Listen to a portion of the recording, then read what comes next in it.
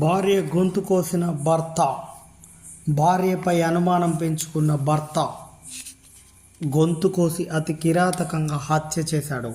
హైదరాబాద్ పట్టణంలో గల మేడ్చల్ జిల్లా మల్కాజ్గిరి కుషాయిగూడలో దారుణం చోటు చేసుకుంది.